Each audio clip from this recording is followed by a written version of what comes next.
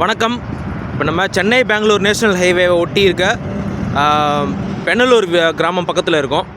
So இங்கே பார்த்தீங்க அப்படின்னா பெண்ணலூர் பஸ் ஸ்டாப்பை தாண்டி டுவர்ட்ஸ் பூந்தமல்லி போகும்போது நீங்கள் அந்த ஹைவேஸில் போகும்போதே நீங்கள் சைடில் பார்க்கலாம், நிறைய குப்பைகள் வந்து கொட்டி வச்சுருப்பாங்க. பாருங்கள் எவ்வளோ குப்பைகள் அப்படின்ட்டு.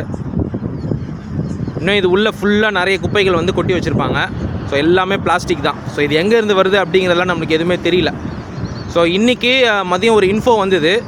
ஸோ என்ன அப்படின்னா இங்கே வந்து 3 மாடுகள் வந்து செத்து போய் கிடக்கு. நீங்களே வந்து பார்க்கலாம். 2 பெரிய மாடு, அதுக்கப்புறம் ஒரு கண்ணுக்குட்டி. ஸோ ப்ராபப்ளி இந்த பிளாஸ்டிக்கை வந்து சாப்பிட்டு அதை வந்து விழுங்க முடியாமல் தான் செத்து போயிருக்கு அப்படின்ட்டு நினைக்கிறேன். பட் தெரியல.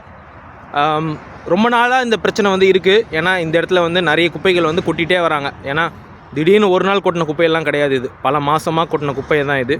பட் ஸ்டில் இது மேலே வந்து எந்தவித ஆக்ஷனுமே வந்து எடுக்கப்படலை. ஈவன் தோ ஒரு மிகப்பெரிய நேஷ்னல் ஹைவே ஓரமாக இருந்தாலுமே கூட இது கவனிக்கப்படாமலே கிடக்கு.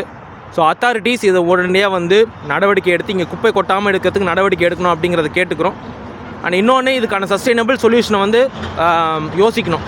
ஏன்னா சாலிட் வேஸ்ட் மேனேஜ்மெண்ட் ரொம்ப புவராக இருக்குது. ஸோ இப்போ பாருங்கள், இந்த 3 மாடுங்க இறந்து போயிருக்கு. ஸோ இதுக்கு காரணம் கண்டிப்பாக இந்த பிளாஸ்டிக்காக இருக்கிறதுக்கு அதிகமான வாய்ப்புகள்லாம் இருக்குது. ஸோ கண்டிப்பாக இதுக்கு உடனடியாக சொல்யூஷன் எடுக்கணும் அப்படிங்கிறத கேட்டுக்கிறோம்.